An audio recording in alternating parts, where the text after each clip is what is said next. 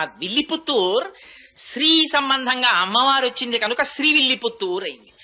అక్కడ సాక్షాత్ అమ్మవారు వెలిసింది. ఆదివరాహమూర్తి యొక్క అంశయైన వటపత్రసాయి వెలిశారు. అక్కడ మహాభక్తుడైన పెరియాళ్వారు వెలిశారు. ఇన్ని ప్రత్యేకతలు ఉండడం చేత అన్నిటిని మించి సుదర్శనాన్ని కడిగినటువంటి పరమ పావనమైన కోనేరు వెలిసింది. అందుకని ఇన్నున్నాయి కాబట్టి అది భూమండలమునకు మణిపూస అయిన శ్రీవిల్లిపుత్తూర్. ఆ శ్రీవిల్లిపుత్తూరులో గోదాదేవి 30 పాశురములను కలిపి మాల కింద అల్లిందిట. అల్లి రంగనాథుడి మెడలో వేసిందిట. ఈ పాటలని పాడినా, చదివినా, నోము చేసినా, బాహ్యార్థమును విన్నా, చదివినా అదే ఫలితం అన్నారు. ఏమిటి పాటలకంత ప్రాముఖ్యత ఏమిటి? ఇవి కేవలం పాటలే కదా, 30 పాటలు. ఇది ఏమైనా వ్రతమా, లేకపోతే ఏమైనా క్రతువు ఉందా? మరి ఎందుకు ఇంత గొప్పతనం వచ్చింది దీనికి అంటే, అసలు దీన్ని బయటికి రావాలని తప్పించి ప్రాణాలు విడిచిపెట్టినటువంటి ఒక మహాపురుషుడు ఒక ఆయన ఉన్నాడు. ప్రపంచమంతటిలోనూ మణిపూస వంటి శ్రీవిల్లిపుత్తూరులో జన్మించినటువంటి గోదాదేవిట. ఏమిటి ఎందుకు అంత మాట వెయ్యడం అంటే, ఆ శ్రీవిల్లిపుత్తూరు ప్రపంచంలో మణి వంటిది అనడానికి ఒక రహస్యం ఉంది.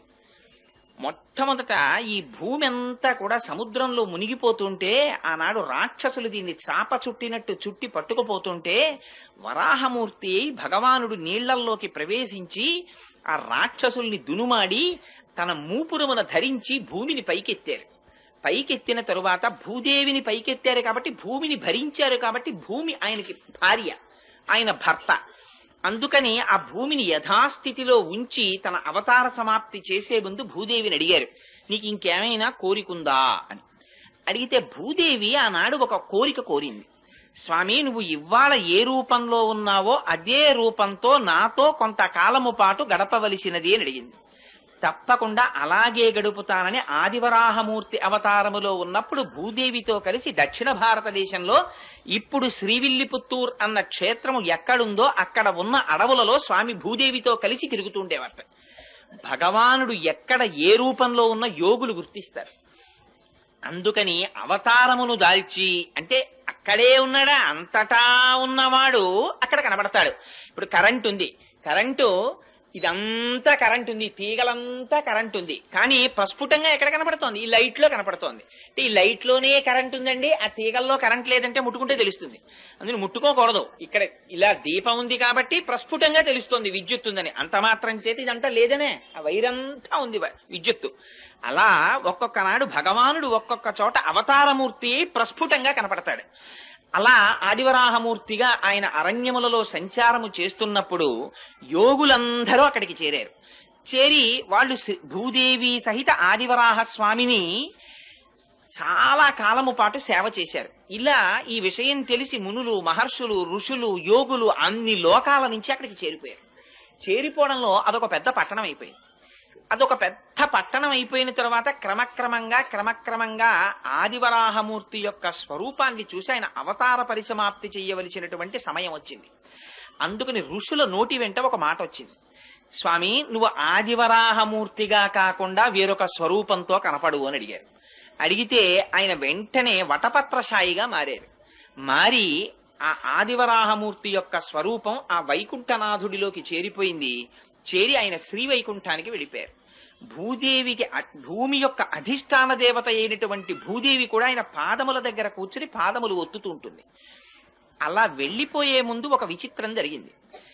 ఋషులందరూ అక్కడ ఉండి భగవానుడున్నాడని యాగాలు చేస్తుంటే వెంటనే అక్కడికి రాక్షసులు వచ్చారు. ఇవి రెండు ఎప్పుడూ చేరుతాయండి భగవానుడున్న చోట. అందుకే భగవానుడికి సూర్యుడు, చంద్రుడు కళ్ళు. రాక్షసులు ఉంటారు, భక్తులు ఉంటారు ఒకే చోట. ఆ రాక్షసుల పట్ల సూర్యుడనే కన్నుతో చూస్తుంటాడు తేజోవంతంగా, భక్తుల పట్ల చంద్రుడనే కన్నుతో చూస్తుంటాడు ప్రశాంతంగా. అందుకే గోపికలు పూర్ణ చంద్రుడి వంటి ముఖంతో ఉన్నారంటే భగవంతుని యొక్క అనుగ్రహాన్ని పొందారు వాళ్ళు. రాక్షసులు వచ్చి ఆ మహర్షుల్ని వేధిస్తున్నారు, రక్తమాంసాల్ని తెచ్చి యజ్ఞగుండాల్లో పడేస్తున్నారు. ఈ ఋషులందరూ ఆ అరణ్యంలో తిరుగుతున్నటువంటి ఆదివరాహమూర్తి పాదములు పట్టి ప్రార్థించారు, స్వామి నీ అవతార పరిసమాప్తి అయిపోతోంది, ఈ రాక్షసుల్ని దునుమాడమని. ఆయన అన్నారు, ఈ మాత్రం రాక్షసుల్ని దునుమాడడానికి నేను రావలసిన అవసరం లేదు, నా సుదర్శనాన్ని పంపిస్తున్నానన్నారు. వెంటనే చక్రం బయలుదేరి వచ్చింది. వచ్చి అందులో అన్నారు, ఆ వ్యాఖ్యానంలో ఒక విచిత్రమైన మాట రాశారు, అదిట ముందు ఎవరిని చంపిందంటేట ఆ రాక్షసుల యొక్క రథముల చక్రములను పడగొట్టిందిట. ఎందుకంటే మీరు చక్రాలు నేను చక్రాలు ఏమిటే, ఇన్ని చక్రాలు ఉండడానికి వీల్లేదు, ఒక చక్రమే ఉండాలని ముందు చక్రాలు పడగొట్టిందిట. రథాలు పడిపోతే వాళ్ళందరూ కింద పడ్డారట. కొన్ని కోట్ల మంది రాక్షసుల్ని సంహరించేసిందిట చక్రం. సంహరించేస్తే దాని నిండా రక్తం మాంసం అంటుకుపోయి మళ్ళీ స్వామి ధరించడానికి అనుకూలమైన స్థితిని పొందడానికి ఆనాడు ఆదివరాహమూర్తి వరుణుణ్ణి పిలిచారట. పిలిచి ఒకసారి చక్రం కడగాలి, ఇక్కడ ఏదైనా నీటిని ఏర్పాటు చేయమన్నారు. స్వామి సుదర్శనాన్ని కడగడానికి సామాన్యమైనటువంటి నీళ్ళేమిటి, గంగా యమునా సరస్వతుల్ని పిలుస్తున్నానని గంగా యమునా సరస్వతుల్ని పిలిచారట. అదే తిరుముక్కోళ తీర్థము అని శ్రీవిల్లిపుత్తూరులో తీర్థం ఏర్పడింది. అందులో సుదర్శనాన్ని కడిగారు. అందుకని ఆ తీర్థంలో స్నానం చేసినటువంటి వాళ్ళకి ఆధ్యాత్మిక జ్ఞానం వస్తుంది అంటారు. సుదర్శనం అంటే మంచి దర్శనము. సుదర్శనాన్ని కడిగారు కనుక దీనితో చూసేటటువంటి దర్శనం ప్రపంచాన్ని చూస్తుంది. ఇక్కడి నుంచి ఆంతరనేత్రంతో చూసేటటువంటి దర్శనం పరమాత్మని చూపిస్తుంది. అది సుదర్శనం కడగడం. అందుకని ఆ కోనేటిలో స్నానం చేస్తారు. సరే, ఆదివరాహమూర్తి తిరిగి వైకుంఠనాథుడిగా వెళ్ళిపోయారు. ఇక్కడ శేషసాయిగా ఆయన అంశ ఉండిపోయింది. అదే మున్నూరు దేవాలయం అని కృష్ణమూర్తి గుడి ఉండిపోయింది శ్రీవిల్లిపుత్తూరులో. అప్పటికి దాని పేరు శ్రీవిల్లిపుత్తూరు కాదు. వెళ్ళిపోయి ఉండగా ఒకనాడు భూదేవి ఆయన పాదములొత్తుతూ ఎందుకో ఒక ప్రశ్న వేసింది. స్వామి, మీకు అనేక రకములైనటువంటి కైంకర్యములు జరుగుతుంటాయి కదా, పుష్పార్చన చేస్తారు, తులసితో అర్చన చేస్తారు, అభిషేకం చేస్తారు. అసలు ఈ అర్చనలన్నింటిల్లో మీకు ప్రీతిపాత్రమైన అర్చన ఏది అని అడిగింది.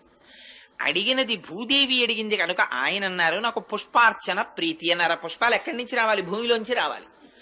అందుకని అడిగిన వాళ్ళని ప్రీతి చెందించడం ఆయన యొక్క కోరిక. అందుకని పుష్పములంటే నాకు ప్రీతి అన్నారు. పుష్పార్చన చేత ప్రీతి చెందుతానన్నారు. అసలు ఆయన అడిగిన పుష్పాలు బాహ్య పుష్పాలు కావు. అహింస ప్రథమం పుష్పం, పుష్పమింద్రియ నిగ్రహ, సర్వభూత దయా పుష్పం, క్షమా పుష్పం, విశేషత జ్ఞాన పుష్పం, ధ్యాన పుష్పం, తప పుష్పం తు సత్తమం, సత్యమష్ట విధం పుష్పం విష్ణో ప్రీతికరం భవేత్ అని ఆ పుష్పాలు. అందుకని ఆ పుష్పార్చన ఇష్టమన్నారు. అయితే నేను పుష్పార్చన చెయ్యాలనుంది కొంతకాలం, మీకు ఎక్కడ జన్మించనని అడిగింది. అడిగితే నువ్వు కడుపున పుట్టవలసిన అవసరం లేదు, నాకు పుష్పార్చన చెయ్యడానికి పుడతానని అడుగుతున్నావు కనుక మన గరుక్మంతుని యొక్క అంశలో భట్టనాథులని ఒకరు జన్మిస్తారు, వారికి అయోనిజవై తులసి వనంలో నువ్వు దొరుకుదువుగానివి అని అభయం ఇచ్చారు. సరే, ఈలోగా ఆదివరాహమూర్తి యొక్క అవతారము పరిసమాప్తి కాగానే అక్కడున్న మహర్షులు ఋషులు అందరూ వెళ్ళిపోయారు. వెళ్ళిపోతే మళ్ళీ అది అడవి కింద ఉండిపోయింది. ఆ అడవిలో చిన్న కుగ్రామం ఒకటి ఏర్పడింది. దాని పేరు పుత్తూరు అని పిలిచేవారు. అక్కడ కండువు అనబడేటటువంటి పేరు కలిగినటువంటి వాడు, విల్లి అని పేరు కలిగినటువంటి వాడు, ఇద్దరు ఆటవికులు సోదరులు ఉండేవారు. వాళ్ళిద్దరూ రోజు జంతువుల్ని వేటాడి ఆ మాంసం తెచ్చుకు తినేవారు. వాళ్ళిద్దరూ ఒక రోజున ఒక పులిని వేటాడడానికని బయలుదేరారు. ఆ పులి పరిగెత్తింది ఒక గుహవేపు. అటువేపుగా ఈ విల్లి అన్నవాడు పరిగెత్తాడు, కండు అన్నవాడు పరిగెత్తాడు. ఈ వెళ్ళినటువంటి పులి మీద ఆ కండు అన్నవాడు బాణం వేశాడు.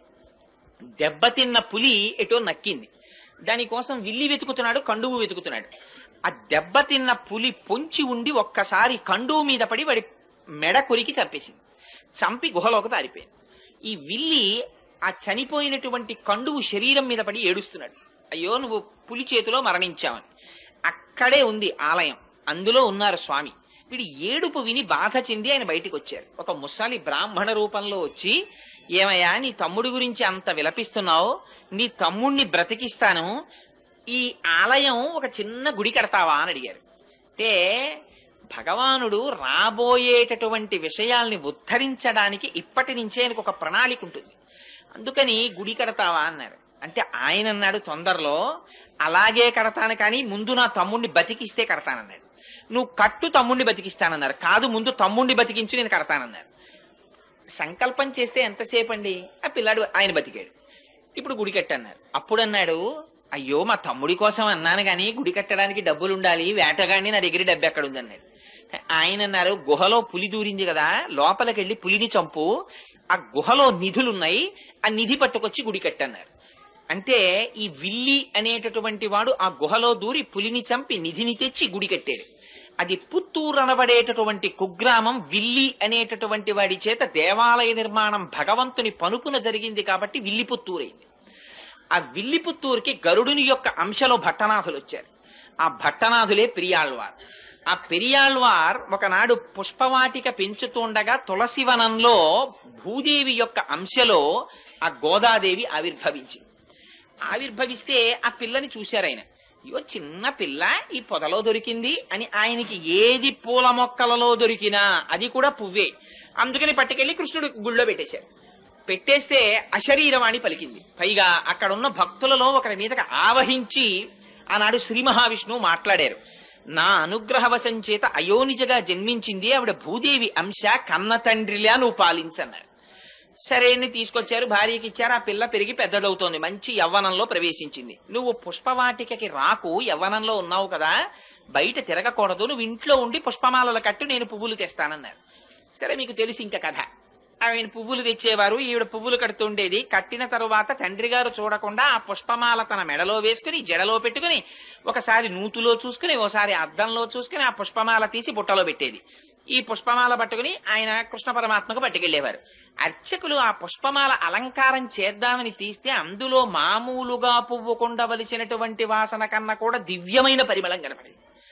ఇటు మల్లె పువ్వులా కాకుండా ఇంత పరిమళాలు వస్తున్నాయి ఏమిటి పువ్వులని? బహుశా ఇదంతా భట్టనాథుల యొక్క తపఫలితం అయి ఉంటుంది, ఆయనకున్న కైంకర్యనిష్ట అయి ఉంటుంది అనుకున్నారు.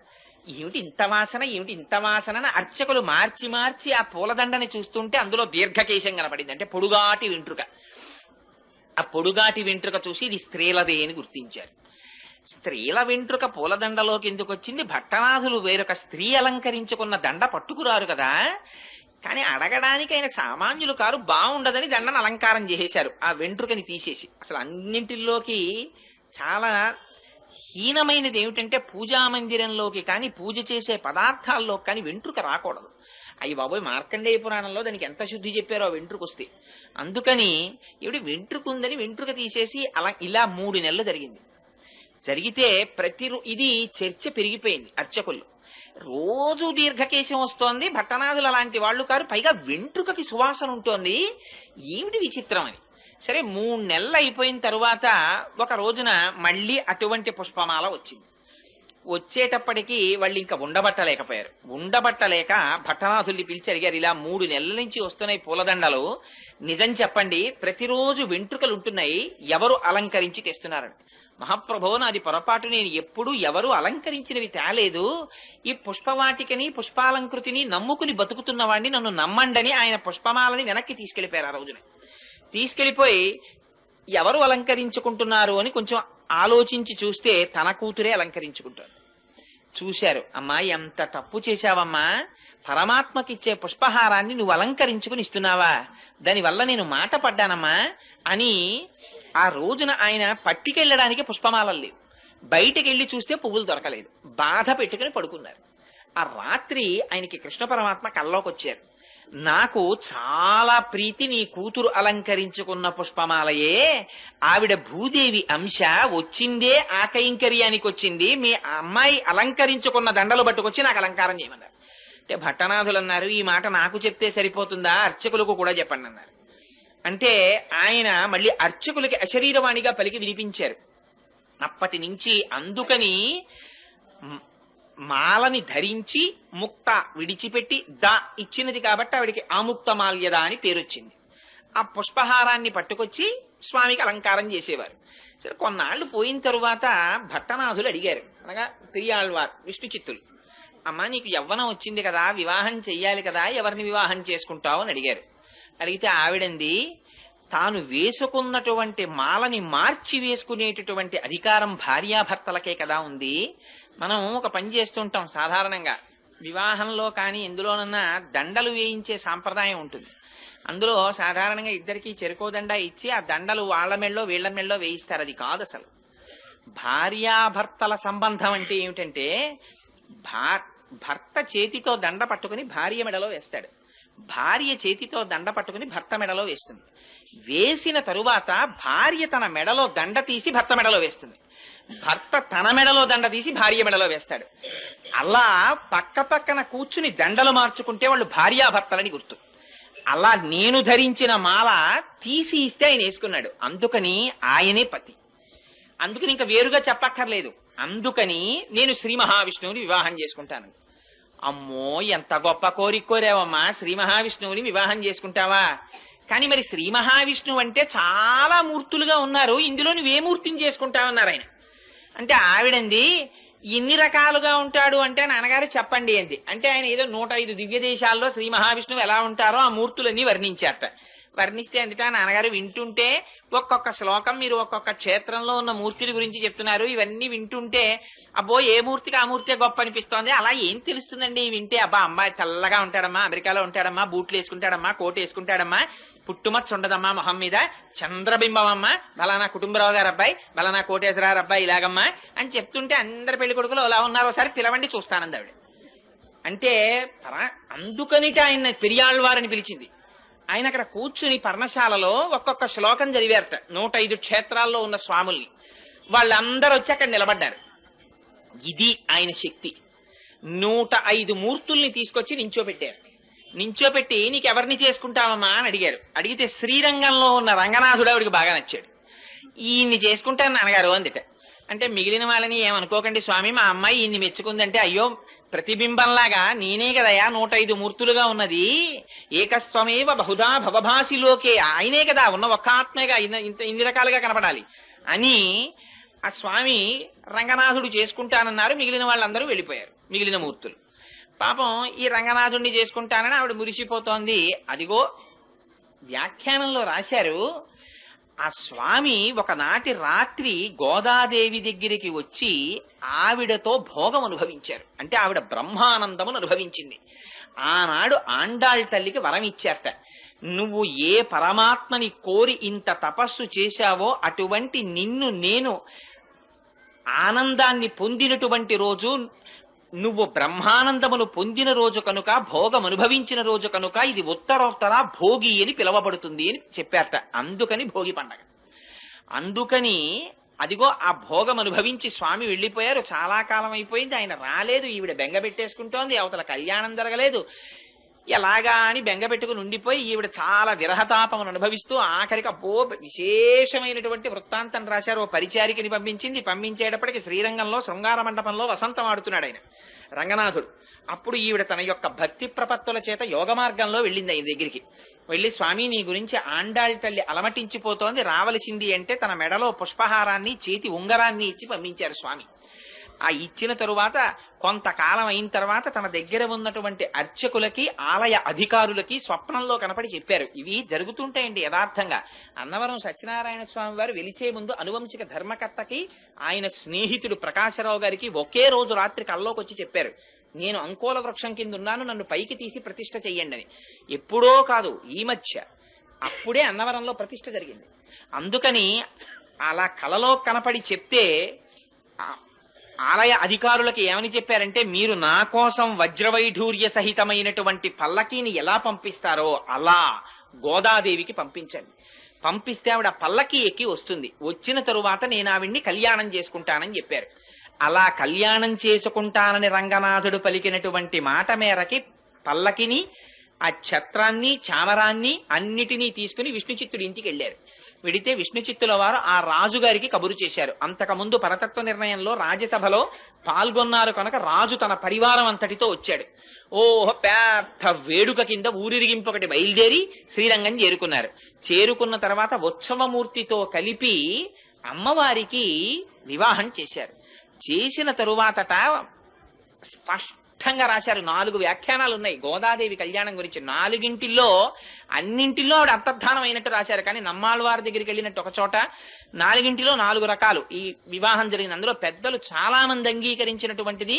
అందులో వైష్ణవులలో పెద్ద పెద్ద పండితులు సాధికారికంగా అంగీకరించి రాసిన వ్యాఖ్యానాన్ని మాత్రమే నేను విజ్ఞాపన చేస్తున్నాను. అందుకని ఆ తల్లికి ఉత్సవమూర్తితో వివాహం జరిగిన తర్వాత, ఉత్సవమూర్తి అంటే ఒక చోట ఉండదు కదా, మూల విరాట్ లాగా ఉత్సవమూర్తి బయటికి వస్తారు ఊరిరిగింపుకి. మూల విరాట్ ఎప్పుడు ఆలయంలో ఉంటారు.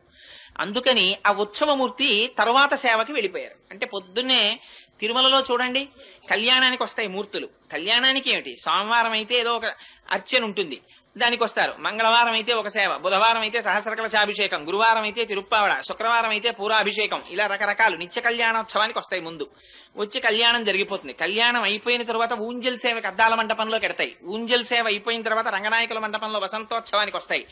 రంగనాయకుల మండపంలో వసంతోత్సవం అయిపోయిన తర్వాత ఆ రోజు జరగవలసిన ఆర్జిత బ్రహ్మోత్సవానికి వస్తాయి. ఆర్జిత బ్రహ్మోత్సవం అయిపోయిన తర్వాత ఇవే ఉత్సవ విగ్రహాలు బయటికి వస్తాయి. బయటికి వచ్చి స్వామి తన ఉభయనాంచారులతో కలిసి సహస్రదీపాలంకార మండపంలో ఉయ్యాల లూగుతారు. ఉయ్యాల లూగిన తర్వాత ఇదే ఉత్సవమూర్తులు మళ్ళీ లోపలికెడతాయి. ఇంతగా ఆ ఉత్సవమూర్తులు తిరుగుతాయి. మూల విరాట్ లోపల ఉండిపోతారు. ఆవిడ అనుకుందిట, ఏమిటి ఉత్సవమూర్తి ఇలా తిరుగుతున్నారు, ఎప్పుడూ కదలకుండా నాతో కలిసి ఉండిపోయే మూర్తి నాకు కావాలని తండ్రి గారితో కలిసి ప్రదక్షిణం చేసి మూల విరాట్ దగ్గరికి వెళ్లి తన చేతితో నీరాజనమిచ్చి శేషపాన్పున ఎక్కి రంగనాథుడి దగ్గర పాదముల దగ్గర కూర్చుని అంతర్ధానం అయిపోయింది. అలా రంగనాథుణ్ణి అందరూ చూస్తుండగా పొందింది. 30 పాశురములను విజ్ఞాపన చేసి ప్రతిరోజు పాశురాన్ని ఒక పూజ కింద చేసేది ఆవిడ. పార్వతీదేవిని అర్చించిన తరువాత ఆ పాశురాల్ని చదివినట్టుగా వ్యాఖ్యానాల్లో రాశారు. ఎందుచేత అంటే కాత్యాయని వ్రతాన్ని గురించి విన్న తరువాత తిరుప్పావై చేసింది గోదాదేవి. అందుచేత అదిగో అలా చేసి రంగనాథుడి యొక్క భోగమును అనుభవించి మళ్లీ భూదేవి అంశగా ఆయన పాదములను చేరిపోయినటువంటి మహాతల్లి గోదాదేవి. అటువంటి గోదాదేవి అటువంటి భూమండలములో మణిపూస వంటి శ్రీవిల్లిపుత్తూరు అన్నారు. కారణం ఏమిటంటే అసలు భూమండలాన్ని పైకి తీసుకురాగానే తీసుకొచ్చిన ఆదివరాహమూర్తి తిరిగి ఇప్పటికొస్తుందండి. ఊరి పెద్ద పెద్ద తిథులలో శ్రీవిల్లిపుత్తూరు నుంచి మాలొస్తుందో నాని. నేను తిరుమలలో ఏదో ఒక చాలా సేవలు పరమాత్మ చేయించాడు కాబట్టి నాకు ఆ సేవ జ్ఞాపకం లేదు, కానీ ఒక సేవ జరుగుతుండగా శ్రీవిల్లిపుత్తూరు నుంచి మాల వస్తుందన్నారంటే నేను ఆ మాల కోసం అక్కడ నిలబడి ఎదురు చూసి దర్శనం చేశాను. శ్రీవిల్లిపుత్తూరు నుంచి తీసుకొస్తారు. ముందు రోజు శ్రీవిల్లిపుత్తూరులో అమ్మవారికి అలంకారం చేసి మరునాడు ఉదయం తీసేసిన మాలని ప్రత్యేక వాహనంలో తీసుకొస్తారు. తిరుమల తీసుకొచ్చి అలంకారం చేస్తారు స్వామికి. ఇప్పటికీ తిరుమలలో ఇవన్నీ మళ్ళీ పూలబావిలో వేస్తారు. ఒక్క వెంకటాచలంలో మాత్రం స్వామికి అలంకారం చేసిన పుష్పాలని చేతిలో పెట్టరు ప్రసాదంగా. పూలబావి అని వేరే ఉంది, అందులో వేసేస్తారు. మళ్ళీ అదంతా వేరు వృత్తాంతం అనుకోండి. ఎందుకు అలా చేస్తారు అంటే ఇప్పుడు అవన్నీ మనకి ఎందుకు కానండి, ఎప్పుడైనా వెంకటాచలం గురించి చెప్పుకున్నప్పుడు చెప్పుకుందాం.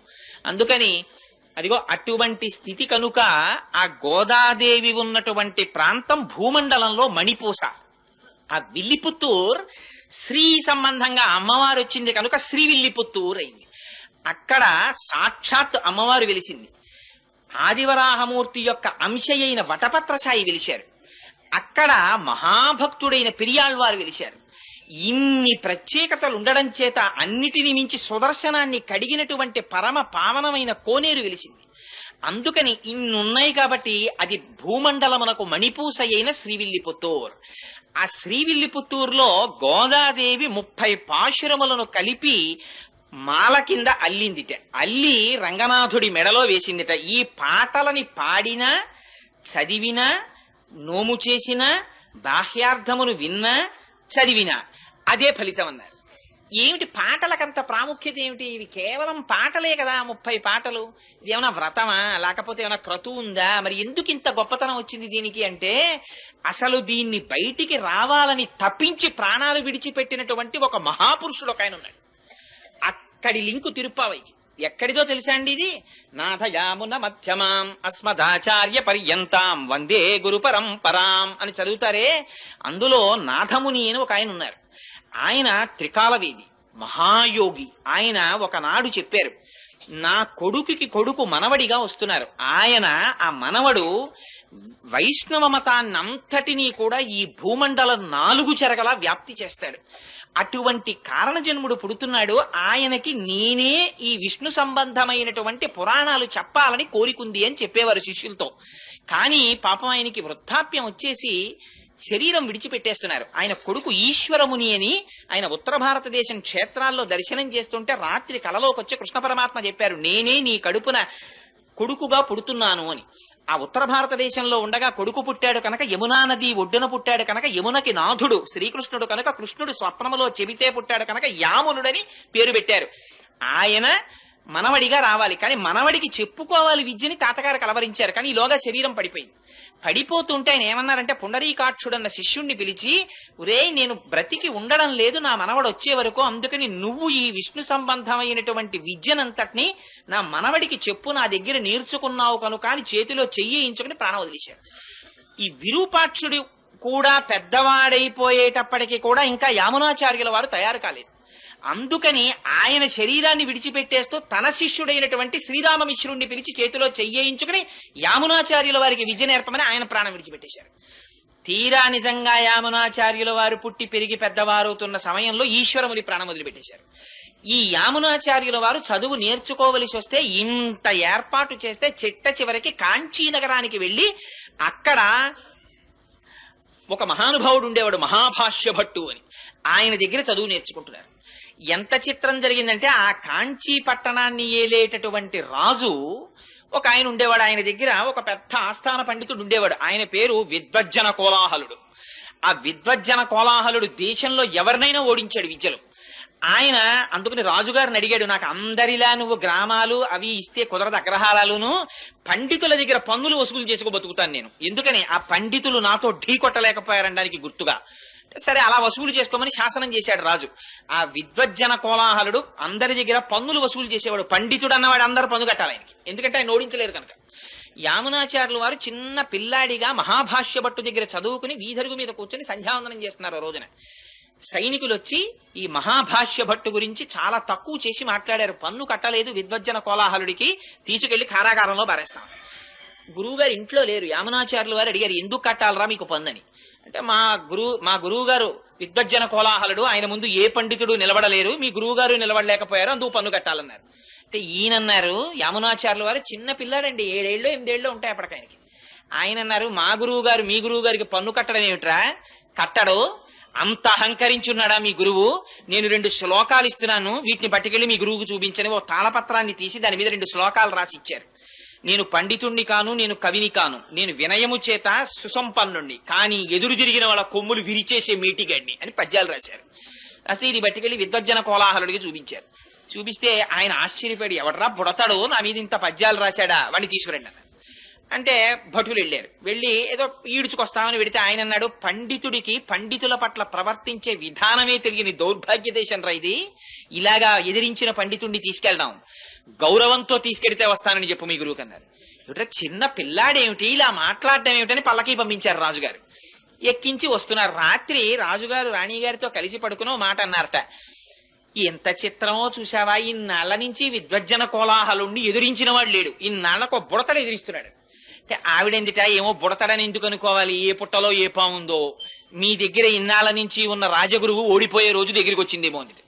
అంటే ఆయన అన్నట్ట, ఎంత మాట అన్నావు, విద్వజ్జన కోలాహలుడు ఓడిపోవడమా, అలాగే ఓడిపోతే నేను ఒక్కనాటికి ఊహించలేను అన్నాడు. అంటే భార్య ఏమి ఎందుకు ఊహించలేరు, గెలిస్తే ఏమి ఇచ్చేస్తానండి, అర్ధరాజ్యం ఇచ్చేస్తాను ఆ పిల్లాడికి అన్నాడు. సరే చూడండి ఆ పిల్లాడు గెలుస్తాడండి. మరునాడు ఆ పిల్లాడు దిగాడు పల్లకీలోంచి. ఆయన కర్మ ఏమిటో విద్వజ్జన కోలాహలుడికి ఒక్క విషయం జ్ఞాపకానికి రాలేదు. వాదనలో ధియోయోన ప్రచోదయాత్, అహంకారం చేత అజ్ఞానం చేత ఆవరించి ఉన్న విద్య నశించిపోతుంది. ఆ భగవంతుని యందు శిరస్సు వంచడం తగ్గిపోయి ఇదంతా నా ప్రజ్ఞ అని ఇలా చూపించుకోవడం మొదలు కాగానే మేఘాలు కమ్మినట్టు కమ్ముతుంది పొర. ఆవిడ అనుగ్రహం ఒక్కసారి వెనక్కెళ్ళిందా, ఇప్పటి వరకు నేను పండితుడిని అన్న వాడికి స్ఫురత్ పోతుంది. ఆ టైంకి అది జ్ఞాపకం రాదు, చాలు వాడు బ్రతుకు. ఇక వేదిక మీద అంతకన్నా భయంకరమైన స్థితి ఇంకోట్లేదు. స్ఫురత్ ఆవిడ, ప్రచోదయాత్ ఆవిడ. అందుకని జ్ఞాపకానికి రాలేదు, ఓడిపోయాడు. రాజు సంతోషంగా అర్ధరాజ్యం ఇచ్చేశాడు యామునాచార్యుల వారికి. చిన్న పిల్లాడు, రాజ్యం వచ్చింది, హాయిగా పాలించుకుంటున్నాడు, యుక్త వయస్సు వచ్చేసింది, పెళ్లి చేసేసుకున్నాడు, బయటికి రాడు, సంతోషంగా కాలం గడిపేస్తున్నాడు. ఇక్కడ ఈ శ్రీరామమిశ్రుల వారు ఆయన ముందున్నటువంటి పుండరీకాక్షుడి యొక్క గురువు గారైనటువంటి పాపం ఆయన ఇచ్చినటువంటి మాట మేరకి ఆ నాథమునుల యొక్క కోరిక తీర్చడానికి ఈ కుర్రాడికి వైష్ణవ మంత్రాన్ని వైష్ణవ విజ్ఞానాన్ని అందించాలని చెప్పి పాపం ఈయన కూర్చున్నాడు. ఈయన బయటికి రాడు, ఆయన ముసలాడైపోతున్నాడు. ఎలాగరా ఈ పిల్లాన్ని రక్షించడం అని రోజు వెళ్లి రాజుగారిని అడిగేవాడు. రాజుగారిని ఒక్కసారి దర్శనం ఇప్పించండి. అడిగితే దర్శనం కుదరదు, నేను చాలా ఇబ్బందిలో ఉన్నాను, ఇప్పుడు చాలా రాచ వ్యవహారంలో ఉన్నాను, వెళ్ళిపోమనేవాడు. తిరిగి తిరిగి తిరిగి తిరిగి విసిగి వేసారిపోయి ఆయన ఒక రోజున పూజ చేస్తూ రంగనాథుడికి చెప్పుకున్నారు కళ్ళనీళ్లతో. మా గురువులు మహానుభావుడు ఆ నాథమునులు చెప్పారు, నా మనవడు వస్తున్నాడు, వాడు వైష్ణవ మతాన్ని నిలబెడతాడన్నారు. ఆ పిల్లాడు రాజు అయిపోయి అసలు నా మొహమే చూడటం లేదు, ఇంకా నేను చెయ్యగలిగింది ఏం లేదు, శ్రీరంగనాథ ఏమైనా ఉంటే నువ్వే చూసుకో అన్నారు. అంటే పూజా మందిరంలో మాటలు వినపడ్డాయి. అంత బెంగెట్టుకోకోయ్, నీ ఇంటి పక్కనే ముళ్ళ ముస్తె కూర ఉంది కదా, రోజు పట్టుకెళ్ళి ఆ వంటశాలలో ఇమ్మన్నారు. అంటే ముళ్ళ ముస్తె కూర అని నీటి పక్కన పెరుగుతుంది, ఆ కూర రోజు తింటే విడిచిపెట్టకుండా ప్రతిరోజు తినాలి. తింటే ఏమవుతుందంటే విషయభోగముల మీద ఆ లంపటం వదిలిపోయి వైరాగ్యం వస్తుంది ఆ కూర తింటే. దానికి ఆ లక్షణం ఉంది. అందుకని ఆ ముళ్ళ ముస్తె కూర పట్టుకెళ్లి పాపం రోజు ఈయన ఈ శ్రీరామ మిశ్రుల వారు వంటశాలలో ఇచ్చి రాజుగారికి పెట్టమనేవారు. ఆ వంటవాడిని ఏదో మంచి చేసుకుంటే ఆయన వండేవాడు, విస్తట్లో వేశాడు. రాజశాసనం ఏమిటంటే వడ్డించేటప్పుడు వంటవాడు రాజుతో మాట్లాడకూడదు. అందుకని ఈయన వడ్డించడమే అంతే, పులుసో అంటే వేయడమే, అంతేగాని పులుసు బాగుందా అని అడగకూడదు. అందుకని ఆయన వడ్డించేవాడు, ఈయన తింటుండేవాడు. ఎక్కడిది ఈ కూరని ఆయన అడిగేవాడు కాదు. పాపం ఎవరో పట్టుకొచ్చారని ఈయన చెప్పేవాడు కాదు, తలగా ఎగిరిపోతుంది, ఆయన వెళ్ళిపోయేవాడు. ఇలా కొన్ని నెలలు అయిపోయింది. కానీ ఆయనకి వైరాగ్యం ప్రారంభమైంది ఆ ముస్తె కూర తిని. కానీ పాపం రోజు వచ్చి ఈయన అడుగుతూ ఉండేవాడు శ్రీరామమిశ్రుడు, ఏమయ్యా ఏమైనా అడిగాడా నా గురించి, ఎవరు తెచ్చారు ఈ కూరని ఏమైనా అడిగాడా అని. తిని వెళ్ళిపోయాడు ఆయన అనేవాడు. ఆఖరికి ఓ రోజున ఇంటికి ఎడుతుంటే వర్షం పడింది, చలేసింది, జ్వరం వచ్చింది, ఇంట్లో పడిపోయాడు. 10 రోజులు అయిపోయింది, ముసలాయన అయిపోయాడు. ఎన్నాళ్ళు ముళ్ళ ముస్త కూర పెడితే మారుతాడు రాయన, నా వల్ల కాదు రంగనాథ, ఇంకా నేను చెయ్యగలిగింది లేదు అన్నాడు. ఆ రోజున రాజుగారు భోజనం చేస్తూ వంటవాడిని పిలిచి రోజు ఒక ఆకుకూర పెట్టేవాడివి పెట్టలేదే అన్నాడు. అంటే వంటవాడన్నాడు, మహాప్రభో మాట్లాడితే తలకాయిపోతుందని నేను చెప్పలేదు, గాని ఎవరో వృద్ధుడైన వైష్ణవుడు ప్రతిరోజు ఈ ఆకుకూర తెస్తాడు, మీకు పెట్టమన్నాడు, పెడుతున్నాను. ఎందుచేతనో ఒక 10 రోజుల నుంచి ఆయన రావట్లేదు, ఆయన మీ దర్శనానికి కొన్ని 100 మార్లు ప్రయత్నించారు, మీరు దర్శనం ఇవ్వలేదు అన్నాడు. అరిరే అలాగా, ఒక వైష్ణవుడు వృద్ధుడు నా కోసం ఆకుకూర తెస్తున్నాడు ఆ రోజు, ఈ మాట నీకు కనపడితే నా దర్శనానికి పంపించన్నాడు అని వెళ్ళిపోయాడు రాజు. ఈయన ఇంకా విసిగెత్తిపోయి వెళ్ళడం మానేశాడు. ఇంకా చిట్ట చివరి ప్రయత్నం, రంగనాథ ఇక నేను వెళ్ళను సుమా, నా మీద నువ్వు ఆశెట్టుకోవద్దు, ఇవాళ ఒక్కరోజు పట్టుకెడుతున్నాను కూరని ఓ రోజున మెల్లిగా వణుకుతూ పాపం ఆ కూర పట్టుకుని వెళ్ళారు. వెడితే వంటవాడు గభాలన కౌగిలించుకుని, మహానుభావ మీ గురించే చూస్తున్నాను, రాజుగారు అడిగారు దర్శనం చేయండి అన్నాడు. రాజుగారి దగ్గరికి ప్రవేశపెట్టారు. రాజుగారు ఆయనని చూడగానే ఆయన దివ్యమైన తేజస్సు చూసి సింహాసనంలోంచి లేచి కాళ్ళ మీద పడ్డాడు. పడి నా కోసం ఎందుకు తెచ్చారు ఈ ముళ్ళ ముస్తె కూర ఇన్నాళ్ళ నుంచి అని అడిగాడు. అడిగితే ఏమీ లేదండి, మీ తాత ముత్తాతలు పెద్ద నిధి ఒకటి సంపాదించి పెట్టారు, దాన్ని మీకు ఇమ్మన్నారు, ఎలాగో అలా మీ దర్శనం అయితే ఆ నిధి మీకు అప్పచెప్పేద్దాం, పెద్దవాడిని అయిపోతున్నాను కదా అని మిమ్మల్ని అడుగుదామని ఏదో ఒక అనుబంధం పెట్టుకోవడానికి కూర తెచ్చాను అంటే రాజు అన్నాడు, అయ్యో దానికేముంది, ఇప్పుడే సైన్యంతో వచ్చేసి అని తెచ్చేసుకుంటాను, ఎక్కడుంది చెప్పండి అన్నాడు. అంటే అబ్బాయి అలా కుదరదు రాజా, దానికి ఒక చిన్న షరత్ ఒకటి ఉంది, కొంచెం మీరు భగవద్గీత 18 అధ్యాయాలు చదివేస్తే తీసుకెళ్లి మీకు ఆ నిధి ఇచ్చేస్తామన్నాడు. భగవద్గీత అప్పటికి ఆయనకి కూడా ఈ కూర తిని తిని తిని తిని తిని అసలు నేను ఎందుకు వచ్చానన్న వైరాగ్యం ప్రారంభమైంది. అందుకని ఆ భగవద్గీత ఎవరో మళ్ళీ నేను కొత్తగా పండితుడిని ఎక్కడ చూసుకుంటాను, మీరే చెప్పకూడదా రోజు అన్నాడు. అంతకన్నా భాగ్యమా మహానుభావ, నాథమునుల కోరిక తీరుతుందని ప్రతిరోజు వచ్చి 18 అధ్యాయాలు చెప్పాడు. పూర్ణమైన వైరాగ్యం వచ్చింది రాజుకి. ఇప్పుడు చూపిస్తారా నిధిని అని అడిగాడు. ఆ రోజు కోసమే ఎదురు చూస్తున్నాను మహారాజా, రెండని తీసుకెళ్లాడు శ్రీరంగానికి. తీసుకెళ్లి ఆ శ్రీరంగనాథుడు ఇలా పడుకుని దక్షిణ దిక్కికి చూస్తూ ఇలా పడుకుని ఉంటారు. ఆ పాదముల దగ్గర శ్రీదేవి భూదేవి ఉంటారు. ఆ శ్రీరంగనాథుడి పాదాలు చూపించి, ఇదే మీ తాత ముత్తాతలు మీకు ఇచ్చిన పెన్నిధి, ఈ పెన్నిధిని మళ్ళీ మీకప్పజెప్పాలని ఆ పాదములను కొలిచేటటువంటి వైష్ణవుల యొక్క భక్తి, ఆ సాహిత్యము, ఆ సంపద ఇవన్నీ నిలబెట్టేటట్టుగా మీరు ఒక గొప్ప ఆచార్యులు కావాలని మీ తాత అపేక్షించారు, కానీ మీరు రాచరికంలో పడిపోయారు అని చెప్పి శ్రీరంగనాథుడి పాదాలు చూపించి అది నిధి అని చెప్పారు. వెంటనే ఆయన ఏం చేశాడంటే తన కొడుక్కి పట్టాభిషేకం చేసేసి శ్రీరంగంలో పర్ణశాల నిర్మించుకుని 5 పుస్తకాలు రాశారు.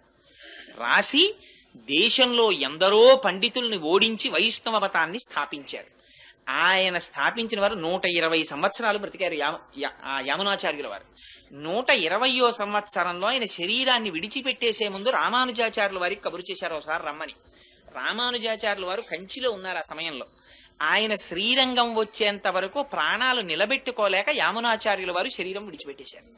ఈయన పొద్దున్న శరీరం విడిచిపెట్టారు, మధ్యాహ్నానికి రామానుజాచార్యుల వారు వచ్చారు. వస్తే అరేరే ఆయన జీవించి ఉండగా దర్శనం చేయలేకపోయానని బెంగబెట్టుకుని బాధపడ్డారు. బాధపడి ఆ భౌతిక కాయాన్ని తిప్పడంలో కుడి చేతి 3 వేళ్లు ఇలా ముడుచుకుపోయి కనపడ్డాయి యామునాచార్యుల వారి. అదేమిటి, ఈయన బతికున్నప్పుడు కూడా ఇలాగే వేళ్లు ముడుచుకుని ఉండేవా అని అడిగారు. అడిగితే ఏమో తెలియదు, అలా ఉండేవి కావు, చేతులు బాగానే ఉండేవి, ఎందుకో చచ్చిపోయిన తర్వాతే ఈ 3 వేళ్లు ముడుచుకున్నాయన్నారు. అప్పుడు రామానుజాచార్యుల వారు ఆలోచించి ఈయనకేవో తీరని కోరికలు 3 ఉండిపోయాయి, అవి నాకు చెప్పాలనుకున్నారు, అందుకే నాకు కబురు చేశారని ఒక్కసారి అంతర్ముఖులై ధ్యానం చేసి 3 ప్రతిజ్ఞలు చేశారు. బ్రహ్మసూత్రాలకి వైష్ణవతత్వంగా నేను భాష్యం రాస్తాను, అది మీకు తీరని కోరికగా ఉండిపోయింది కాబట్టి నేను ఆ కోరిక తీరుస్తానన్నారు. ముడుచుకుపోయిన వేళ్లలో ఒక వేలు పైకి తెరుచుకుంది, అందుకని రామానుజులు శ్రీభాష్యం రాశారు. రెండవ కోరిక, ఇంతకు పూర్వం ఆళ్వారులు గోదాదేవి వంటి వారు వ్రాసి పాడినటువంటి పాటలు జనసామాన్యంలో ప్రచారంలో లేవు, వాటిని నేను ప్రయత్నపూర్వకంగా ప్రచారం చేసి ఆ పాటలకి ఆ వ్రతాలకి ఒక స్థాయిని కల్పిస్తానని ప్రతిజ్ఞ చేశారు. రెండో వేలు తెరుచుకుంది. మళ్ళీ మీకులా బెంగ పెట్టుకుని విడిచిపెట్టకుండా ఈ పీఠానికి నేను ఉండగానే సమర్థుడైనటువంటి ఉత్తరాధికారిని నియమిస్తానని ప్రతిజ్ఞ చేశారు. మూడో వేలు తెరుచుకుంది. అందుకని ఆయన ఉండగానే పరాశర భట్టర్లను తీసుకొచ్చి ఉత్తరాధికారిగా నియమించారు. అదిగో రామానుజాచార్యుల వారు చేసినటువంటి ప్రతిజ్ఞని నిలబెట్టుకోవడానికి ఆనాడు గోదాదేవి చేసినటువంటి వ్రతానికి ప్రాచుర్యం కల్పించారు. కల్పించి అది యామునాచార్యుల వారికి ఉండిపోయిన కోరిక, అది శ్రీ మహావిష్ణువు యొక్క సంకల్పం. ఇటువంటి వ్రతం కలియుగంలో అందరికీ అందాలి అని. అందుకని అదిగో అందుచేత ఫలస్తుతి పాశురం దగ్గరికి వచ్చేటప్పటికే అంత చిత్రమైన మాట మాట్లాడారు. భూమండలంలో మణిపూస వంటి శ్రీవిల్లిపుత్తూరులో జన్మించినటువంటి నిత్యము తులసిమాలలు ధరించేటటువంటి భట్టనాథులట. నిత్యం తులసిమాలలు ధరించేటటువంటి వారు అంటే శ్రీ మహావిష్ణువు యొక్క నాభికమలంలోంచి బ్రహ్మగారు ఆవిర్భవించారు. బ్రహ్మగారు ఆవిర్భవించినటువంటి మొట్టమొదటి తామర పువ్వు శ్రీ మహావిష్ణువు యొక్క నాభిలోంచి వచ్చింది. ఆ తామర పువ్వు యొక్క మూలము అంటే ఆ గింజ శ్రీ నారాయణుడు. అందుకని నారాయణ స్వరూపంగా మెడలో తులసిమాలలు వేసుకుంటారు. అంతటి మహాభక్తుడైనటువంటి విష్ణు చిత్తుల యొక్క కుమార్తెగా వచ్చిన గోదాదేవి అనడంలో ఆ శ్రీవిల్లిపుత్తూరుని, ఆ గోదాదేవిని, ఆ భూదేవిని, ఆ ఆదివరాహమూర్తిని, యామునాచార్యుల్ని, రామానుజుల్ని, వారి కోరికని ఇన్నింటిని జ్ఞాపకం చేస్తున్నారు. అందుకొని వచ్చినటువంటి ఈ తిరుప్పావైని, ఈ 30 పాశురములను కేవలముగా చదివినా అందరికీ ఆ భాష అర్థం కాదు కదండి. అందుకని అర్థం కాకుండా చదివినా, లేదు అర్థముతో ఆ వ్రతమును అనుసంధానము చేసినా, లేక కేవలము పైన ఉండేటటువంటి దాని అర్థాన్ని తెలుసుకోవడానికి ఆ వ్యాఖ్యానాన్ని చదివినా, విన్నా, చెప్పినా, ఆనాడు గోదాదేవి ఎటువంటి ఫలితాన్ని పొందిందో, ఎటువంటి ఫలితాన్ని పొందింది? శ్రీరంగనాథుడిలో ఐక్యాన్ని పొందింది. గోపికలు ఎటువంటి ఫలితాన్ని పొందారో వాళ్ళు ఎటువంటి ఫలితాన్ని పొందారు? పరమేశ్వరుని నుంచి విడివడవలసినటువంటి అవసరము లేని నిత్య సంశ్లేషాన్ని అనుభవించారు.